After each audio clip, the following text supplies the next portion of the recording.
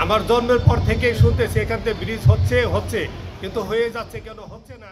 রবিবার সাভার উপজেলা প্রশাসন ও আশুলিয়া ইউনিয়ন পরিষদের উদ্যোগে ইউনিয়ন পর্যায়ে উপজেলা পরিষদের সেবা ও উন্নয়ন পরিকল্পনা অবহিত করতে একটি উন্মুক্ত সভা অনুষ্ঠিত হয়েছে। আশুলিয়া ইউপি চেয়ারম্যান জনাব আজরা জাবিনের সভাপতিত্বে অনুষ্ঠিত এই সভায় প্রধান অতিথি ছিলেন সাভারের উপজেলা নির্বাহী অফিসার জনাব মাহবুবুর রহমান। আর এই আশুলিয়া মসজিদ এই রাস্তায় একটু বড় রকম বৃষ্টি হলে আর বাসা থেকে উঁচু করে আসার আর কোনো সুযোগ থাকে না, কারো উঁচু থাকে না। সকলের দৃষ্টি আকর্ষণ করে বলছি, আপনারা সবাই এই আমাদের এই আবেদনটুকু মহিলা মেম্বার আসমার মাধ্যমে যদি আপনারা এই আপনাদের দৃষ্টি আকর্ষণ করে তাহলে আমরা উপকৃত হবে না।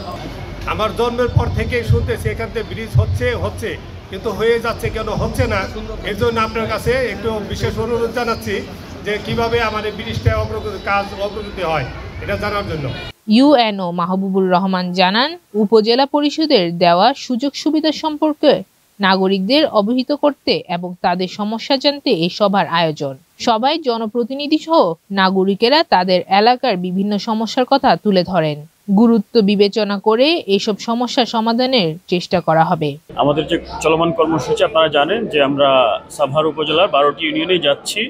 আমরা সাধারণ মানুষের সাথে উন্মুক্ত সভায় তাদের সাথে মত বিনিময় এবং পাশাপাশি সংশ্লিষ্ট ইউনিয়নে চাহিদা অনুযায়ী, মানে যেখানে রাস্তা দরকার, ট্রেন দরকার বা কালভার্ট বা অন্যান্য যা কিছুই দরকার, কিংবা কারো হয়তো কবরস্থানে কোনো কিছু প্রয়োজন হচ্ছে, কারো হয়তো ড্রেনের উন্নয়ন দরকার হচ্ছে, আমরা প্রয়োজনীয়তার নিরিখে প্রত্যেকটি ইউনিয়নে সাধারণ মানুষের সাথে কথা বলে একটা কর্মপরিকল্পনা প্রণয়ন করতে চাই। সেটা হবে 5 বছর মেয়াদী একটি কর্মপরিকল্পনা। এতে আমাদের ঢাকা জেলা প্রশাসনের পক্ষ থেকেও এই উদ্যোগটি গ্রহণ করা হয়েছে।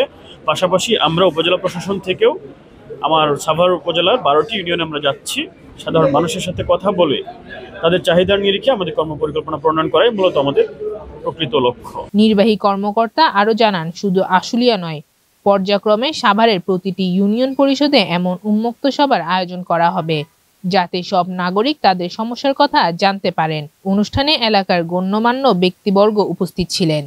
মোহাম্মদ আনোয়ার সুলতান, সাভার প্রতিনিধির পাঠানো তথ্য ও ভিডিও চিত্রে ডেস্ক রিপোর্ট, নিউজ টুডে।